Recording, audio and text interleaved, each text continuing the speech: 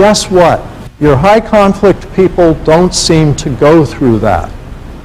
I think it's probably because of some attachment issues that we really need some relationship security to go through the grieving process. And people with these high conflict personalities, this is a chronic feature for them. Now, one of the things to keep in mind, though, is high conflict people tend to be stuck in a particular stage. Can anyone guess what it is? Anger. And they're going to take a piece of somebody's hide before they're going to accept a loss. And you don't want it to be yours, and you don't want it to be your client's. So it helps to understand high conflict people have a lot just under the surface, a lot of pain and grief that hasn't been healed. And the new pain and grief that comes along, especially relationship loss, triggers a lot of that. Emotions dominate thinking. Have you noticed that? Conflict, they're often very agitated, very emotional.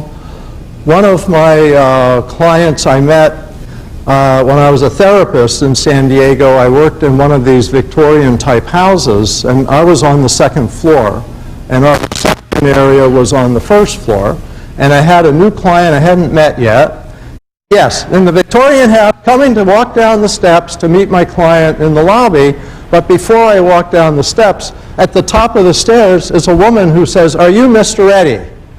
I said, "Yes." She says, "You've got to do something about the parking here. The parking here is terrible and it's your fault." And I was, "Oh, wow, okay. And your name is?" It was my new client. So we had a roller coaster, a borderline, been referred to me by a psychiatrist friend of mine.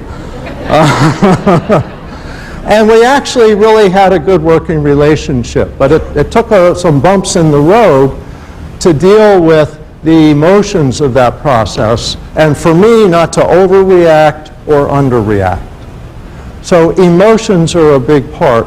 What's important, though, is to realize emotions dominate their thinking, but they have a lot of thinking skills.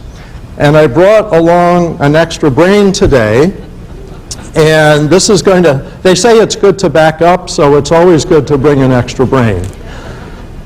So we'll talk some about what's happening in the brain and what may be happening for some people with personality disorders that makes them more high conflict, and given that information, what you can do. Inability to reflect on their own behavior. And that's one of the key points, and we'll go over that again and again this morning. So I'm not going to focus on that completely now. Difficulty empathizing with others. Have you noticed that with high conflict clients, high conflict people? They're very self-absorbed, often in their pain and agitation, and they just can't see.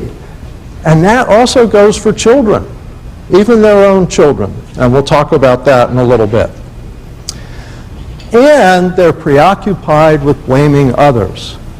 Now, I used to think that that was an interesting kind of byproduct of people with this set of behaviors that we call high conflict people or high conflict personalities. But one day it made sense to me looking at this slide. Remember difficulty accepting and healing loss? They're in pain and they want pain relief. Inability to reflect on their own behavior. They don't look at their part in the problem.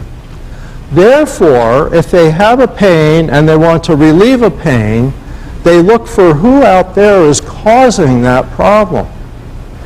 And they become preoccupied with blaming that person, or trying to control that person, or trying to eliminate that person in some unconscious belief that this will relieve their pain. So it's very, very common to see them focusing on a spouse, a child, a neighbor, and, not unusual, professionals. And it seems to be the targets of blame tend to be intimate others and people in authority. And guess what you are? You're both. They see you as very powerful. You're going to help them, you're going to fix them, but you're also going to win their case in family court. You're going to help them with their neighbor. You're going to solve all these problems for them. And one of the big differences with high conflict people, when they come to therapy, they're often not coming to change themselves. They're coming to have you change somebody else. And that's not a job that you should take. And we'll talk about how to deal with that. They avoid responsibility for problems and solutions. And they depend on others to solve their problems, which is probably why so many of you are here today, is they depend on professionals to fix things.